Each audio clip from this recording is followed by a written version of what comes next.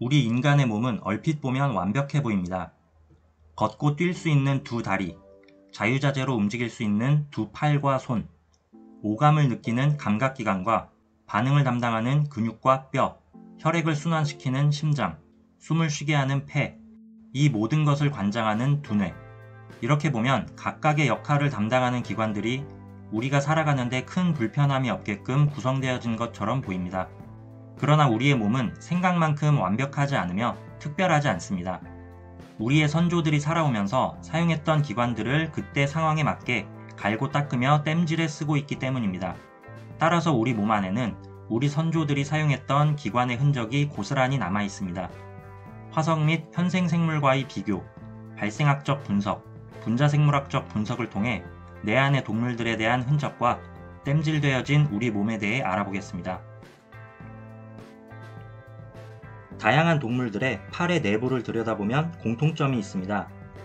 각자의 팔들은 서로 다른 기능을 하지만 윗팔뼈 하나, 팔뚝뼈 둘, 손목뼈가 여럿 있고 손가락이 뻗어 있는 상동기관입니다. 이는 진화의 증거로서 다양한 생물들이 공통조상으로부터 유래했음을 알려줍니다. 이는 2006년 닐 슈빈 박사가 발표한 3억 7,500만 년 전에 살았던 틱타알릭에서부터 기원한 것인데요. 틱타알릭은 물갈퀴와 지느러미가 있고 등에 비늘이 있는 어류의 특징을 가짐과 동시에 머리가 납작하고 목이 있으며 두 눈이 위에 붙었고 어깨와 늑골, 폐, 그리고 현재 우리와 같은 형태의 팔을 가진 네발 동물의 특징도 가지고 있어 생물이 물에서 무트로 올라오는 과도기를 아주 잘 보여주는 생물 화석입니다.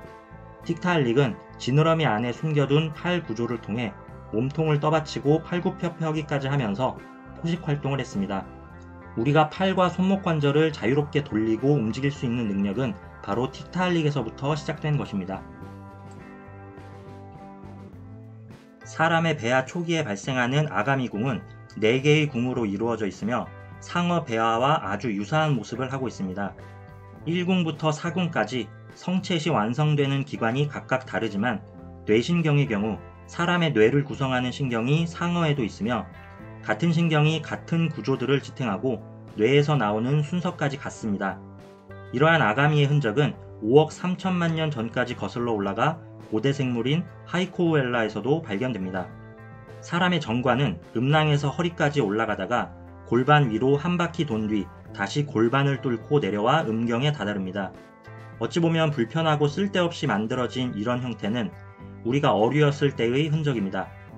사람의 생식선은 상어의 생식선과 비슷한 간 근처에서 발생을 시작합니다. 태아가 생장하면서 서서히 내려오기 때문에 현재와 같은 불편한 구조가 된 것입니다. 이런 생식선의 하강으로 인해 두 고환이 체벽을 밀면서 빈 공간이 생겨나게 되고 이를 통해 서해부 탈장이 일어나기도 합니다.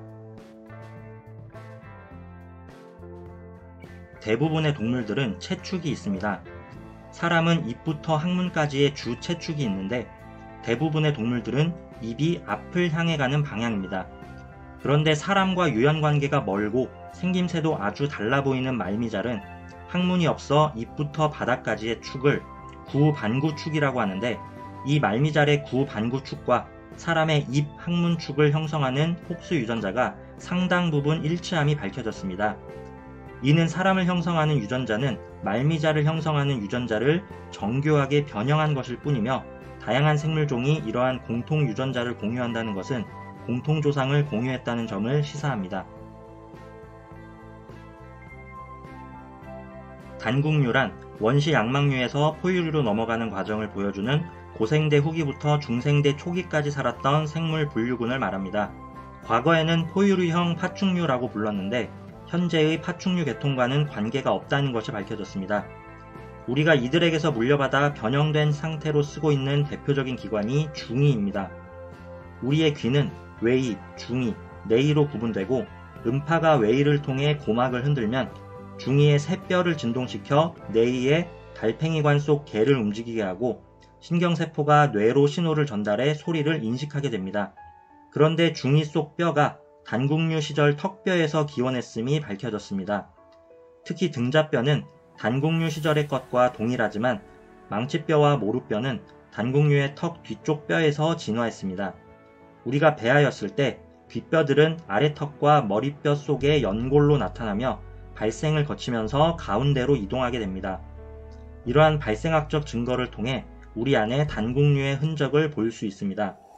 참고로 원시 양막류는 아래턱으로 소리를 들었는데 이를 그대로 물려받아 사용하는 뱀은 턱을 지면에 접촉시켜야만 소리를 들을 수 있습니다.